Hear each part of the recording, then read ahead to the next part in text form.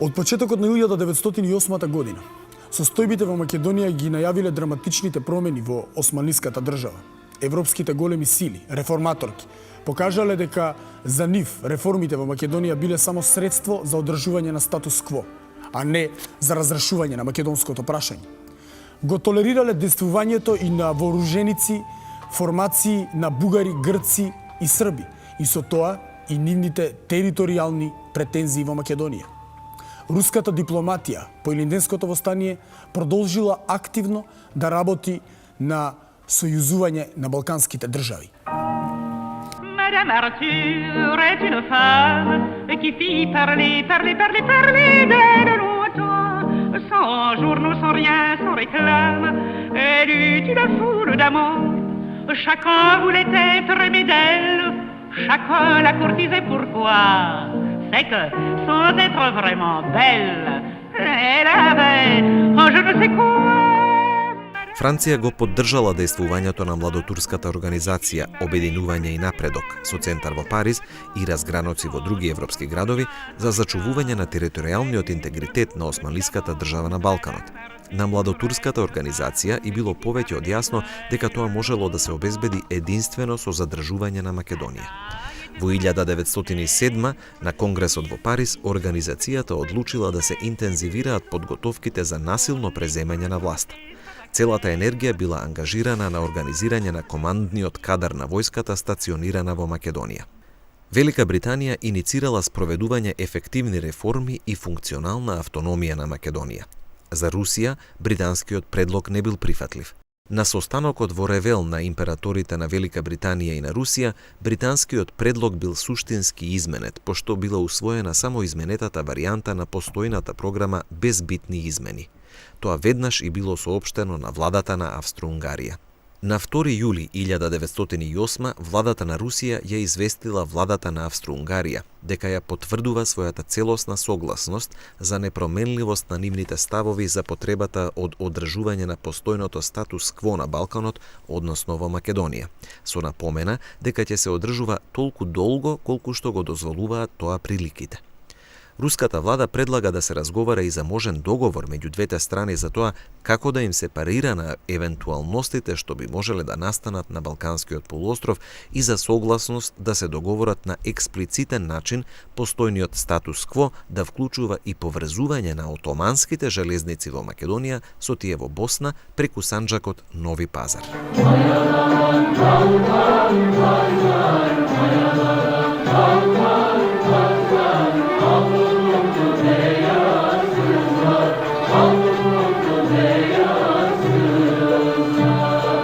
На 24 јули започнала побуната на војската во Македонија, со што бил означен почетокот на младотурскиот воен државен удар за отстранување на апсолутистичкиот режим и за реформирање на државата за обезбедување на територијалната целост. Драматичните настани во Македонија се случиле во време кога единствената македонска револуционерна организација по 1,5 деценија со фракционерска поделба престанала да постои.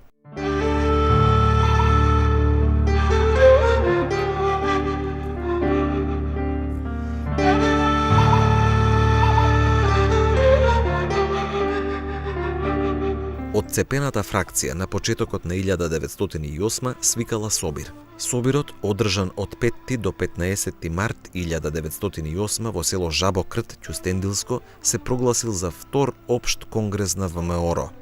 Конгресот избрал Централен комитет во состав Петко Пенчев, Ефрем Чучков и Павел Христов и задгранично представништво во состав Христо Матов, Апостол Димитров и Михаил Дорев. Од повидните личности во надворешната организација биле уште доктор Христо Татарчев и Христо Силјанов и бугаринот Пео Јаворов. Конгресот одлучил организацијата да действува од територијата на Бугарија со поддршка на бугарската држава за остварување на ослободување и соединување на Македонија со Бугарија. Таа надворешна организација под присвоено име ВМРО на Бугарија и признала право да го представува и заштитува бугарското население во османлиската држава, следствено и во Македонија. Конгресот и го признава на бугарската држава природното право да се грижи за судбината на своите сонародници во Турција. Бугарија била повикана да го решава македонското прашање како бугарско државно прашање, како прашање на ослободување и обединување на бугарски земји.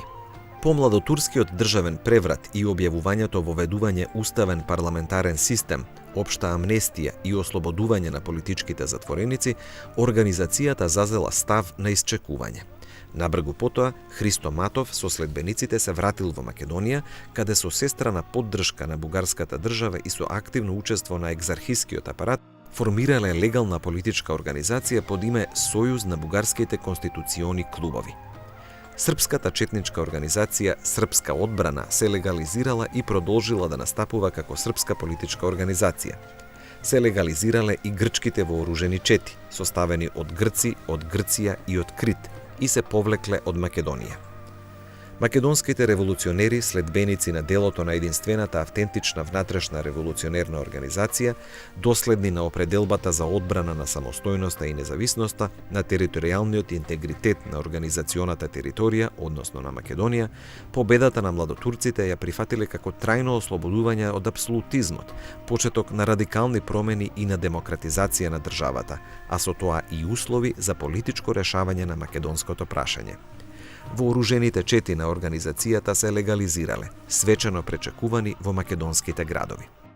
Младотурскиот водач Енвер Бег на 29 јули на Народниот собир во Солун побарал од владите на европските големи сили од Македонија да ги повлечат своите цивилни и воени представници за спроведување реформи. Јане Сандански, Христо Чернопеев и другите истакнати револуционери почнале политичка акција за афирмирање на прогласените промени и општо единство. На повикот на Младотурскиот комитет, Сандански пристигнал во Солун на 30 јули свечено пречекан од маса граѓани, македонци, турци, грци и други, како и од водечките личности на комитетот, Енвер Бег, Мустафа Кемал, подоцна Ататурк и други. На 31 јули 1908 објавил манифест со повик за збратимување на народите и националностите во државата. По тој повод и во грчкиот печат пишува дека Сандански и другите македонски револуционери немале врски со Бугарија, биле за помирување и соработка и со елините, искрено се бореле за слободата на Македонија. Лично тој очекувал дека со смената на режимот се ставало крај на мешањето на надворешните фактори во внатрешните работи на државата и на територијалните претензии на балканските држави во Македонија. Во интервју дадено на Бранислав Нушич, објавено во белградскиот весник Политика на 3 август, изјавил дека во Македонија и на Србија и на Бугарија главната цел не им беше слободата на овој народ, туку проширување на нивните држави. По овие настани, тие ќе си останат таму каде што се, а ние тука ќе ја градиме нашата татковина. Во Бугарија не смеам да одам, но и не ми треба. Тука е мојата татковина.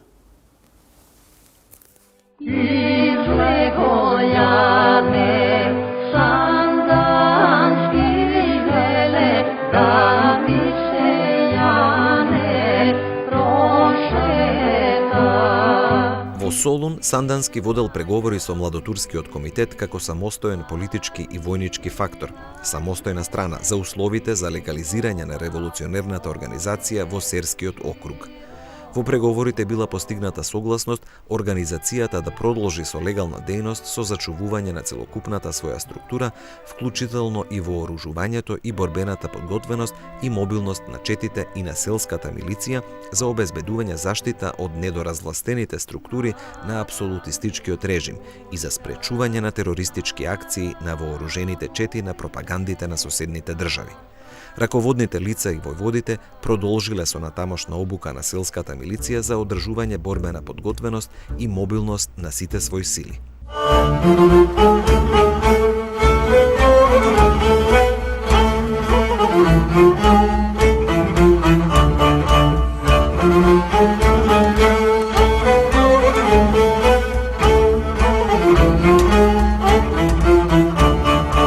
Младотурскиот комитет на тоа гледал само како на краткотрајна привремена состојба за да се избегне оружен конфликт во критичниот момент по преземањето на власта. Веднаш по зацврстувањето на позициите во државата предупредил дека нема да толерира организацијата да продолжи да настапува како револуционерна со своја вооружена сила. Печатот пишувал за обезбедена слобода и еднаквост за сите во Отоманската држава и повикувал натаму да не се толерира постоењето на револуционерната организација. По дадената поддршка на младотурците во очекување да се случат револуционерни промени во економскиот систем и во политичкото уредување, во тие рамки и во статусот на Македонија и на другите провинции во државата, македонските револуционери немале друг избор освен да ја распуштат воената организација, четите и селската милиција и да се организираат за политичко дејствување. Започнале активностите за обединување на сили на автентичната македонска револуционерна организација во единствена политичка организација. Во Солун на 21. август 1908 се одржала конференција на представници на трите окрузи на внатрешната револуционерна организација – Солунскиот, Серскиот и Струмичкиот округ. Учествувале Јане Сандански, Пере Тошев, Димитар Влахов, Христо Чернопеев, Димитар Мирчев, Димо Хаджидимов, Христо Јанков и други.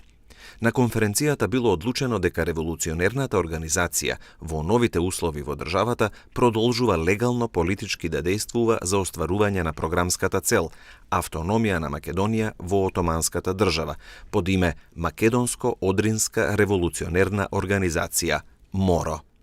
Бил заземен став дека во услови на легалност и уставен парламентаризам станало непотребно во името на организацијата да се задржи префиксот внатрешна.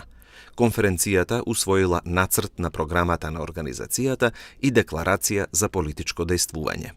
Од декларацијата, со оглед на тоа дека до овој момент во империјата се постигнати првите и најелементарни услови за легални политички акции, борбата на организацијата ќе се појавува исто така во легална форма без да посегнува кон оружје. Но за да не се смисли дека организацијата со тој акт сосема го менува својот карактер на вооружена сила, изјавува дека оружјето не е положено и дека во секој момент е готова да го земе во рака и да ја продолжи борбата во соодветните илегални форми. На парламентарните избори за пратеник од Солунскиот округ бил избран членот на раководството на МОРО Димитар Влахов. За пратеници биле избрани уште Панчо Дорев од Битолскиот, Тодор Павлов од Скопскиот и Христо Далчев од Серскиот округ. Продолжиле подготовките за организационо изградување на легалната политичка организација. Раководството на Солунскиот окружен комитет било ополномоштено да организира одржување на општ конгрес за обединување на внатрешните сили од цела Македонија во единствена независна политичка организација.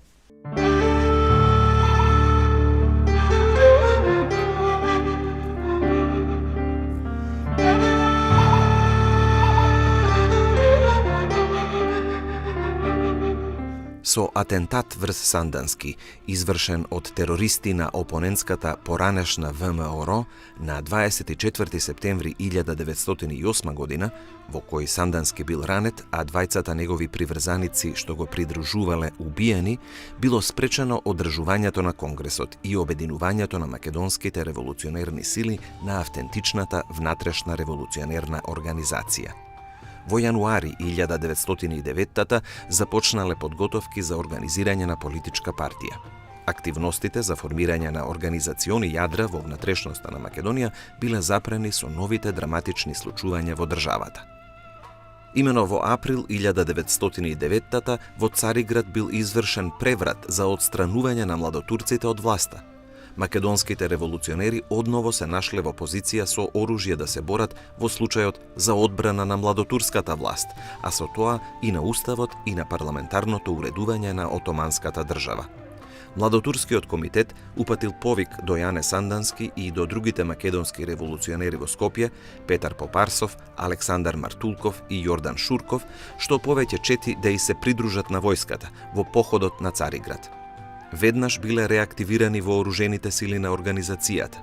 Јане Сандански, Христо Чернопеев и Тодор Паница со одредите и други македонски доброволечки чети се придружиле на редовната војска и на муслиманските доброволци, концентрирани во Чаталџа за напад на Цариград.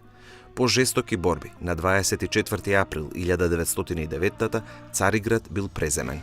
Султанот Абдул Хамид бил отстранет, а на престолот за султан бил поставен Мехмет Решат Петти. Придонесот на македонските револуционерни сили за одбрана на парламентарното уредување е евидентен и признаен. По воспоставувањето на младотурската власт во Цариград, вооружените чети биле распуштени, но продолжиле политичките активности за создавање на политичка партија. До летото биле формирани местни организации во внатрешноста на Македонија. Основачкиот конгрес на Народната федеративна партија се одржал во Солун во август 1909 година со учество на 32 делегати. Конгресот усвоил правилник и програма и ги избрал органите на партијата. Совет на партијата, во кој што бил член и Јане Сандански, и Централно биро со председател Димитар Влахов. Во програмата за цел на политичкото дејствување, партијата ги прифатила целите утврдени со програмата на МОРО. Остварување на демократско парламентарно уредување, целосна слобода на говорот и печатот, народниот суверенитет, децентрализација и обласно уредување во државата, самостојност на самоуправните области, провинциите, во водењето внатрешна автономна работа. Програмските барања на партијата во парламентот ги застапувал водечкиот партиски функционер Димитар Влахов. Сандански верувал дека ќе продолжи процесот на демократизација во државата и политичко разрешување на македонското прашање со создавање од Македонија автономна провинција. Сандански, во изјава на рускиот новинар Василий Водовазов, дописник од Софија: ние треба да работиме како граѓани на Конституционата Отоманска империја во нејзините граници, откажувајќи се од политичка стремеж за одделување на Македонија, да создадеме автономна провинција во рамките на империјата.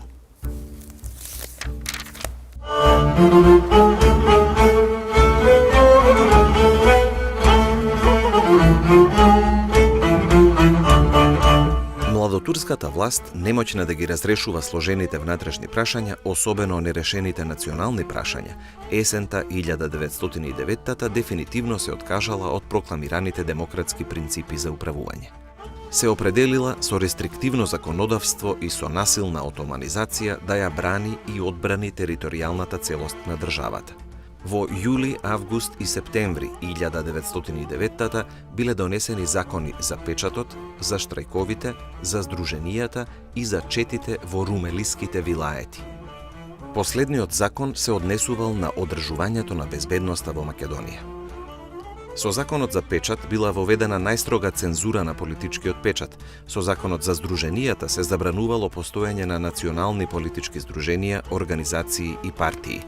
Под ударот на законот, дејствувањето го запрел и Сојузот на бугарските конституциони клубови, кој се самораспуштил. По донесувањето на законот за разоружување на населението, а во декември 1909 и на посебен акт за поништување на општата амнестија за гонење на македонските револуционери, војводи и комити, во Македонија бил воведен режим на вонредна состојба. Во 1910 бил донесен и посебен закон со кој се ограничувале собирите. Народната федеративна партија била немоќна со политичко дејствување да влијае на запирањето на влошувањето на состојбите, а уште помалку да ги остварува поставените програмски цели. Во раководството дошло до поделби на две фракции, едната социјалдемократска, предводена од Димитар Влахов, а другата граѓанска, предводена од Јане Сандански. Се разидувале за клучните прашања, тактиката за политичко дејствување и ставот спрема владеачката младотурска партија. Принципиелните, а особено идеолошките разлики довеле и до лична нетрпеливост меѓу Влахов и Сандански. Сандански бил маргинализиран од мнозинството во Централното биро, предводено од Влахов. Внатрешните поделби се прошириле. Во јануари 1910 Христо Чернопеев со своите следбеници ја напуштил партијата и преминал во илегалство, а потоа заминал за Бугарија. Кризата во НФП кулминирала со одлуката на Централното биро за исклучување на Сандански од партијата. Сандански и неговите следбеници ја напуштиле партијата. Санданистите ја оспориле легитимноста на раководството на НФП. Раководството пак, предводено од Влахов, не успеало во обидот за организирање и одржување на вонреден партиски конгрес. Пролетта 1910 санданистите од НФП одржале конгрес. Им се придружил и Христо Татарчев. Учествувале 29 делегати од Солун, Серес, Драма, Мелник, Разлог, Неврокоп, Горна Џумеја и од Тиквеш. На конгресот било обвинето тогашното Централно биро дека ги изневерило програмските барања и со својата политика го доведувало во прашање и опстанокот на партијата. Младотурската власт била обвинета за спроведуваната политика во Македонија, а особено за населувањето на муслиманите мухаџири и за законот за четите. Со таа своја политика, владата го присилувала населението да се вооружува, да се фати за оружје и да формира чети. Конгресот ги осудил и црковните институции во Македонија, Бугарската екзархија и Грчката цариградска патриаршија за асимилирање на македонското население под нивна црковна власт. Конгресот го разрешил Централното биро и избрал ново во состав доктор Христо Татарчев, Александар Бујнов, Димитар Мирасчиев, Таско Спасов Серски и Чудомир Кантарџиев под председателство на Татарчев. Конгресот ги прифатил без измени програмата и правилникот на партијата. Расцепот бил целосен и траен. Раководството, предводено од Димитар Влахов, по неуспехот да организира втор редовен конгрес за консолидирање на својата позиција, летото 1910-та ја запрело активноста. Влахов преминал во Солунската социјалистичка федерација и како експонирана личност продолжил со политичка активност. Раководството на НФП продолжило со осуда на теророт и на насилствата над македонското население при спроведувањето на акциите за одземање на оружјето. На почетокот на септември 1910-та Централното биро издало мемоар за ситуацијата во Македонија. После тоа, други акции не се посведочени. Младотурскиот режим го оневозможил на тамошното политичко дејствување на НФП. Сандански ја напуштил македонската јавна политичка сцена. Со своите следбеници се повлекол во Серскиот округ. Оттаму со загриженост ги следел внатрешните случувања и надворешната политичка ситуација. По законската забрана на политички партии под друго национално име, група македонски граѓански интелектуалци на иницијатива на пратеникот Тодор Павлов во 1911 година основала Отоманска партија. Основачкиот состанок се одржал кон средината на јуни 1911 во Битола. За цел на политичкото дејствување објавиле зачувување на територијалната неделивост на Отоманската држава, а со тоа и на целоста на Македонија. Основачи биле Павлов, Рбев, Робев, Бомболов, Кецкаров, Развигоров, Ризов, Чочков, Бадев и други. Во услови на крајно влошена внатрешна состојба во Македонија, партијата, ориентирана кон ограничена социјална база, не била прифатена. Не создала потребна организациона структура за активна политичка дејност, па набргу по основањето престанала да постои.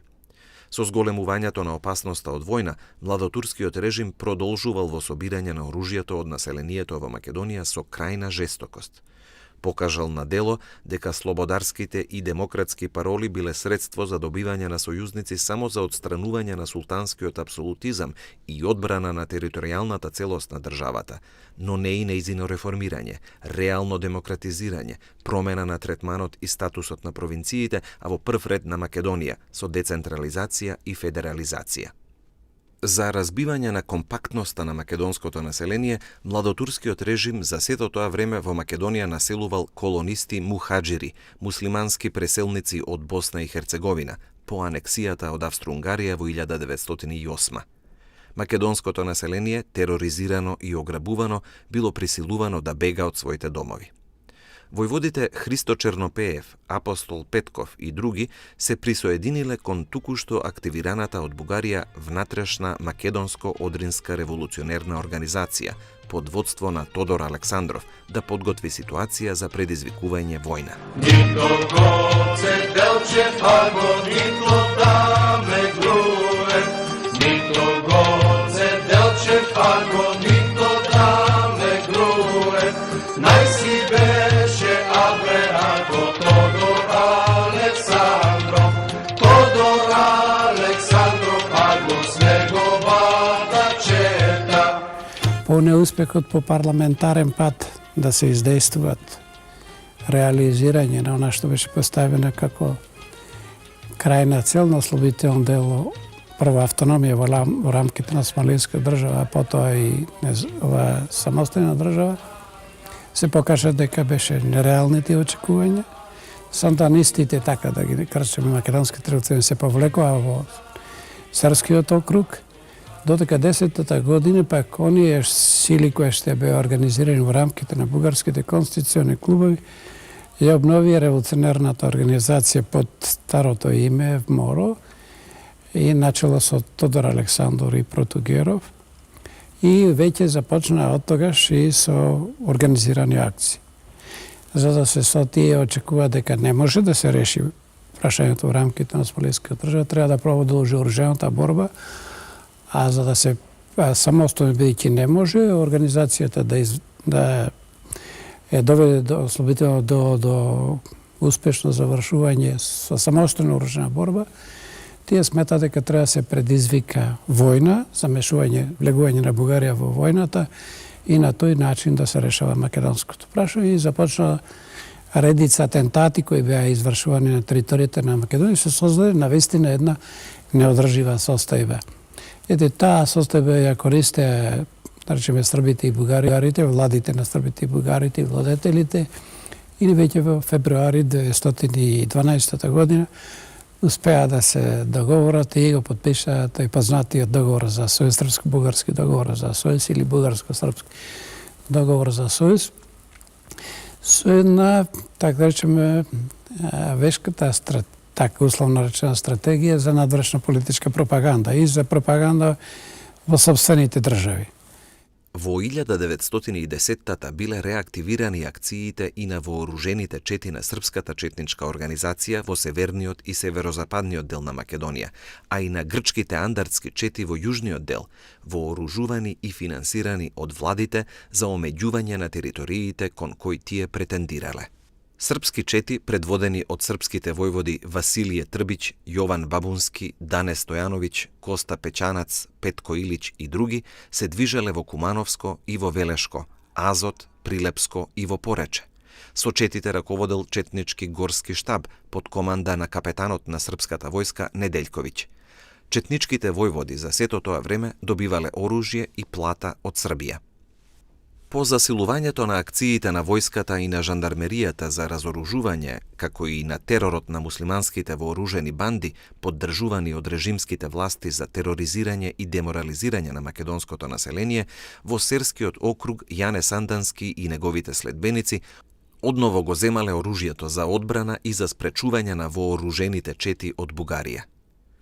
Вооружени чети од Бугарија од есента 1910-та навлегувале во источниот дел на Македонија во се поголем број. Побројни биле диверзиите и бомбашките атентати со трагични последици за македонскиот народ. Прогонот на властите и теророт на муслиманските и вооружените чети на пропагандите присилиле селски војводи, учесници во Илинденското востание и во поилинденските борби во Прилепско, Кичевско, Охридско, Струмичко и во другите делови одново да се активираат. Формирале и вооружени чети за одбрана на населението. Местните селски чети действувале во својот реон самостојно, без меѓусебна координација, без единствено раководство. Нивниот број со време се зголемил, а со тоа и македонскиот отпор.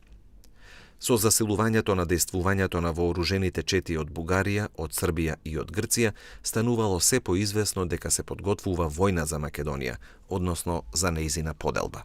Во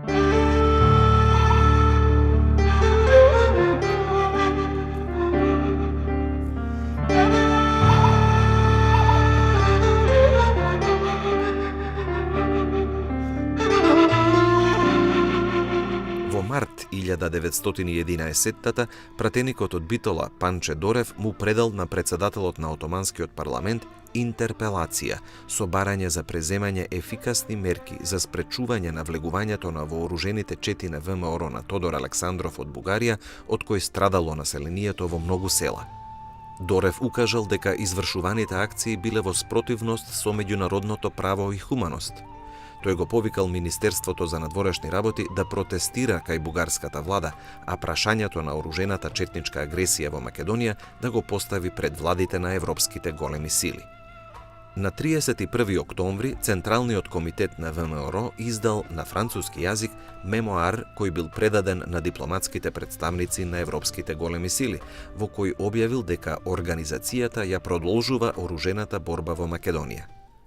Организацијата на Тодор Александров, која действувала од надвор, од територијата на Бугарија, не била прифаќана и прифатена од македонското население во реонот на извршувањето на атентатите по кои тоа било подложувано на жесток терор и насилство. Незините чети за време на привременото престојување за извршување на акциите до поновното враќање на бугарската територија се одржувале со принуди и жестоко казнување за недавање помош.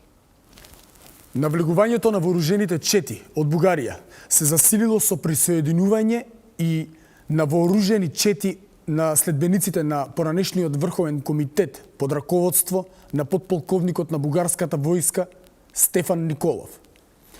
Тие чети навлегле во Петричко, Струмичко и во Малешевско.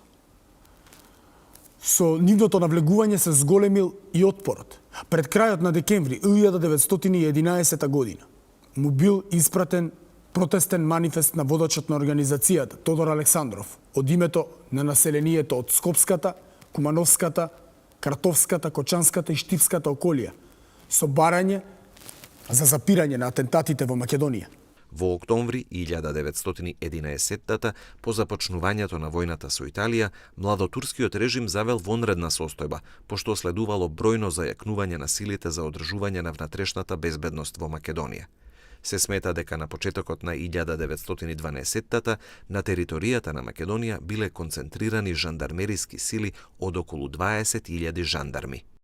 За сето тоа време, надворешната констелација за решавање на македонското прашање станувала се понеповолна. Бугарија, поддржувана од Русија, на 5. октомври 1908 прогласила независност, истовремено со прогласувањето анексија на Босна и Херцеговина од Австро-Унгарија.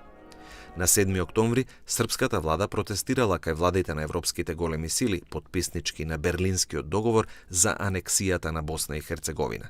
Започнало усогласување на интересите и создавање на билатерални и трилатерални сојузи. На 24. октомври 1908 Србија и Црнагора склучиле таен договор за сојуз. Младотурскиот режим сметал дека таквата ситуација погодувала да си обезбеди сојузништво на тие две држави. Веднаш бил заклучен и троен таен договор за сојуз меѓу Србија, Црнагора и Отоманската држава за взаемно гарантирање на територијалниот интегритет, враќање на Босна и Херцеговина под суверенитетот на султанот и одбрана на Македонија од која било држава. За војна против Австро-Унгарија договориле да мобилизираат армиски сили од вкупно 500.000 луѓе. Отоманската држава 250.000, Србија 200.000 и Црнагора 50.000. За Србија и Црнагора сојузувањето со Отоманската држава било само во функција да се изврши притисок врз Бугарија да прифати спогодување за поделба на Македонија. Бргу се покажало дека тројниот договор немал практична вредност. Отоманската држава, присилена од другите европски големи сили, се откажала од суверенитет над Босна и Херцеговина со компензација од Австро-Унгарија од 2,5 милиони златни турски лири. На 31. март 1909 и владата на Србија исто така присилена ја прифатила анексијата. Со тоа, европските големи сили привремено спречиле кризата да прерасне во војна во која и тие би биле вовлечени, зашто не биле подготвени. На 3 март 1909 владите на Русија и на Отоманската држава подпишале протокол со кој Русија презела да ги исплати сите долгови на Бугарија произлезени од прогласувањето на државна независност. На 19 април владите на Отоманската држава и на Бугарија подпишале протокол за независност на Бугарија, пошто истиот ден Русија, Велика Британија и Франција, а на 27 април и Германија ја признале државната независност на Бугарија. Есента 1909 биле водени српско-бугарски прелиминарни преговори за сојуз. За да го спречи нивното сојузување, владата на Отоманската држава иницирала преговори за долгорочен сојуз со Бугарија. Бугарската влада не се впуштила во преговори, решена прашањето на Македонија да го решава со војна. Руската дипломатија продолжила да работи на неутрализирање на Австро-Унгарија и на Италија, двете европски големи сили посебно заинтересирани за Балканот. На 24 октомври 1909 Русија и Италија потпишале таен договор за одбрана на територијалното статус-кво на Балканот со заедничка воена интервенција против Австро-Унгарија. Тоа Италија го искористила да изврши силен притисок врз Австро-Унгарија. На 15 декември Италија и Австро-Унгарија склучиле договор за усогласена политика на Балканот. Руската дипломатија пак го засилила притисокот врз Бугарија и врз Србија за сојузување за одбрана од Австро-Унгарија. Во почетокот на 1910-та договарала прво со бугарскиот владетел Фердинанд, а потоа и со српскиот крал Петар при нивната посета на Петроград создавање сојуз на православните балкански држави. Двата владетела потврдиле заинтересираност за создавање на таков сојуз, но не само за одбрана, туку и офанзивен сојуз за остварување на нивните големодржавни планови.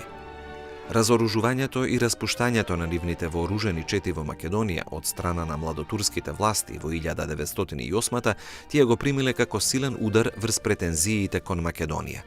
Со зачуваните легални црковни институции не можеле да сметаат на враќање на загубените позиции. За да спречат македонското прашање да добие легално политичко разрешување, од летото 1910-та го реактивирале действувањето на нивните вооружени чети. Со оружени акции тие создавале конфликтна ситуација и подготвувале војна за освојување и поделба на Македонија и на другите балкански провинции на Отоманската држава. На тоа тие можеле да сметаат единствено сојузени. Пред крајот на годината Русија почнала операционализација на планот за сојузување на балканските држави.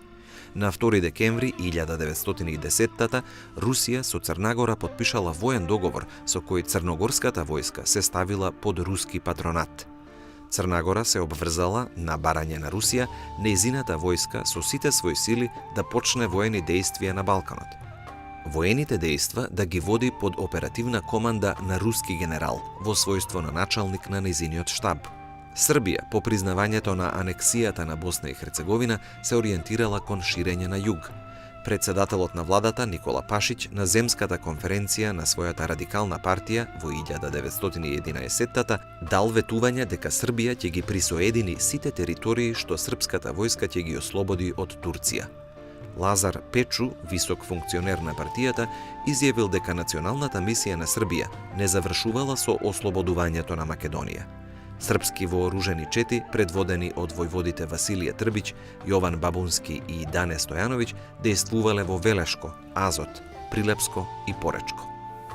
На 20 септември 1911 година во Белград српскиот министер за надворешни работи доктор Милован Миловановиќ и бугарскиот дипломат Димитар Ризов во својство на специјален пратеник воделе прелиминарни српско-бугарски преговори за создавање воен сојуз и поделба на Македонија. Двете страни биле решени на отстапки. Поделбата на Македонија ја договориле министерот Миловановиќ и председателот на бугарската влада Иван Гешов на 28 септември на средба во воз од Белград до Лаполо. Тогаш била постигната целосна согласност. Предстоело во почетокот на 1912 година составување на клаузулите и заклучување на договорот за сојуз.